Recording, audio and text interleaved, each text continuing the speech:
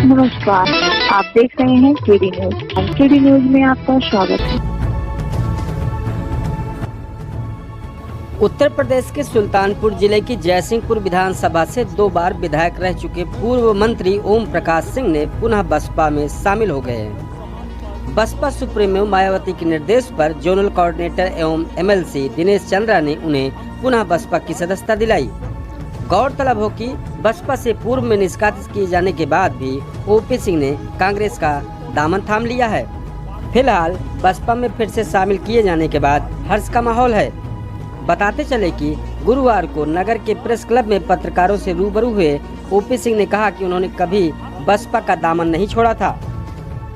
देखिए, ऐसा है, ये थोड़ी परिस्थितियां थी। मैं कांग्रेस में गया जरूर, लेकिन जब अपने घर में किसी को मौका मिलता है तो घर तो हमेशा घर ही होता है, तो इसलिए घर में आने का मौका मिला, हम घर में वापस आए हैं और हमने काम ही इसी में किया है। देखिए, एक बात मैं दिनेश चंद्रा जी की बात को आगे बढ़ा रहा हूं। बहुत से बार 2002 में विधायक था, 2003 में भगदड़ मची, हमारे बहुत से विधायक चले गए, मैं उस समय विधायक था, लेकिन मैंने पार्टी नहीं छोड़ी। मैंने किसी लालच में पार्टी नहीं छोड़ी। मैं गया नहीं।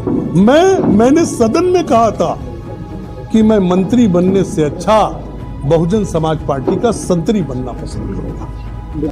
पार्टी द्वारा निष्कासित किए जाने के बाद उन्होंने कांग्रेस का दामन थामा था। हालांकि प्रेस वार्ता के दौरान उन्होंने ये भी कहा कि हम बाबा साहब भीमराव अंबेडकर द्वारा बनाए गए संविधान पर चलने वाले लोग हैं। कानूनी लड़ाई लड़ना बसपा पार्टी का मुख्य उद्देश्य है।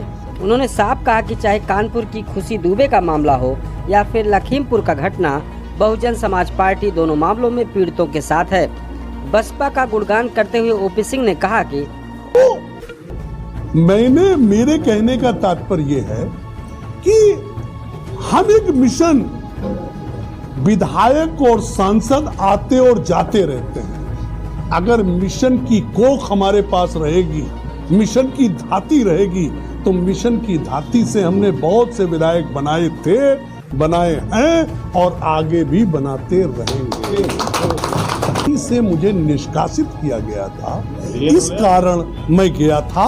मैंने कभी भी पार्टी नहीं छोड़ी। 2002 का विधानसभा चुनाव रहा हो या फिर 2007 का, 2017 के चुनाव में उन्होंने बसपा के ही सिंबल से चुनाव लड़ा है। उन्होंने कहा कि मेरी राजनीतिक कैरियर की उत्पत्ति ही बसपा से हुई है, जिसका श्रेय बसपा सुप्रीमो मायावती को जाता है। उन्होंने मायावती का गुणगान करते हुए कहा कि बसपा पार्टी सर्वजन हिताय सर्वजन सुखाय का काम करती है।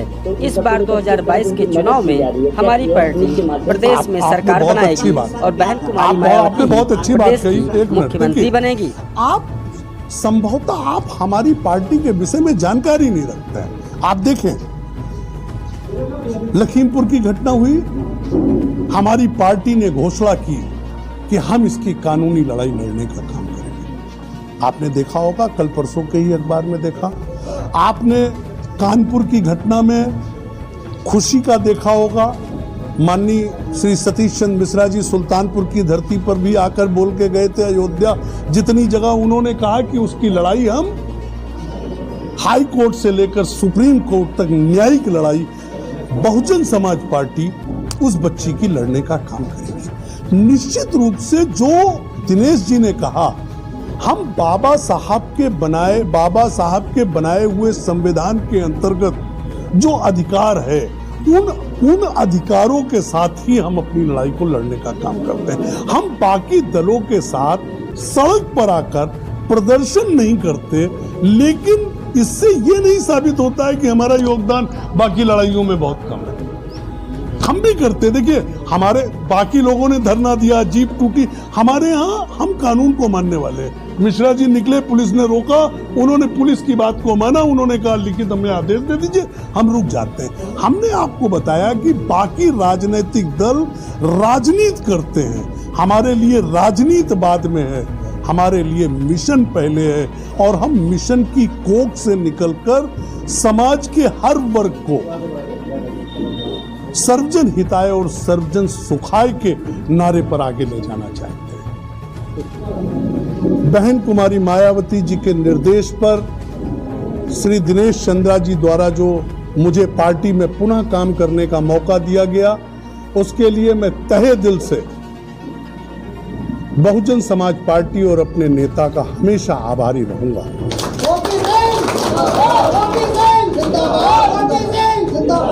तो मैं आज तक अपने राजनीतिक जीवन में जितने चुनाव लड़ा, मुझे 3 ही विधानसभा के चुनाव लड़ने का अवसर प्राप्त हुआ।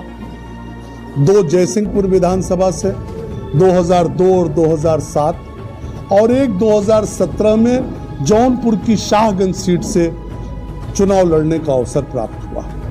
मुझे जब भी चुनाव लड़ने का अवसर प्राप्त हुआ तो मुझे केवल बहुजन समाज पार्टी से ही यह चुनाव लड़ने का अवसर प्राप्त हुआ।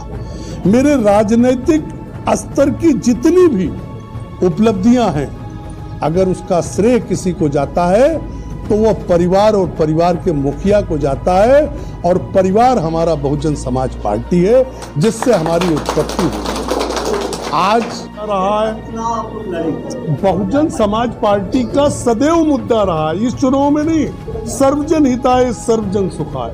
हम सर्वजन हिताय और सर्वजन सुखाय की ही पॉलिसी पर 2007 में पूर्ण बहुमत की सरकार बनाए थे, और इसी पॉलिसी के साथ पार्टी हमेशा प्रदेश में राजनीति नहीं करती है, ये राजनीतिक दल के साथ साथ एक मिशन भी है।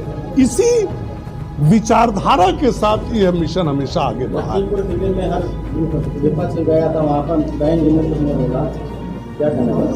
आपको मित्र मालूम नहीं, हमारे राष्ट्रीय महासचिव सतीश चंद्र मिश्र जी उसी दिन रात में लखीमपुर के लिए चले, पुलिस ने उन्हें अरेस्ट कर दिया। आज वो लखीमपुर खीरी पहुंच गए हैं। तो हमारी पार्टी हर विषय को गंभीरता के साथ लेने का काम करती है, और बहन जी की तो हर विषय पर या तो ट्वीट के माध्यम से, अपनी बात प्रेस के माध्यम से, ANI के माध्यम से हमेशा रखती रहती है। जमीन पे जो लड़ाई है 2012 से 17 विपक्ष की भूमिका अलग हुई, गवर्नमेंट में नहीं थे उसके बाद, लेकिन 2017 से अब तक विपक्ष के रूप में आपकी भूमिका ना के बराबर रही। जमीन पे जो संघर्ष रहा, जिन मुद्दों को, चाहे बेरोजगारी रही हो, चाहे भ्रष्टाचार रहा हो, जो भी मुद्दे रहे, उस पर आप लोग जमीनी स्तर पर जो संघर्ष था बसपा का, वो कहीं दिखा था। देखिए ऐसा है, बहुजन समाज पार्टी कभी भी सड़क पर उतरकर हिंसा, भीड़ इकट्ठा, हम अपनी बात राजनीतिक ढंग से कहने का काम करते हैं। आप बहन कुमारी मायावती जी के ट्वीट को उठाकर देख लें, प्रतिदिन उन्होंने अपनी बात को रखने का काम किया। लेकिन बहुजन समाज पार्टी का, जैसे अन्य दलों की स्थिति रहती है, सड़कों पर आकर प्रदर्शन करना, सड़कों पर धरना देना, बहुजन समाज पार्टी जब से बनी है हमने कभी भी इस तरह का काम नहीं किया है। पिछला भी इतिहास उठाकर देख लीजिए। हम अभी जैसे बहन जी हैं, आज भी बहन जी का ट्वीट आया है, आज भी बहन जी ने रखा, लखीमपुर की बात है। लखीमपुर में उस दिन भी हमारे राष्ट्रीय महासचिव ने जाने का प्रयास किया, पुलिस द्वारा रोक दिया गया। आज वो स्वयं पहुंच गए।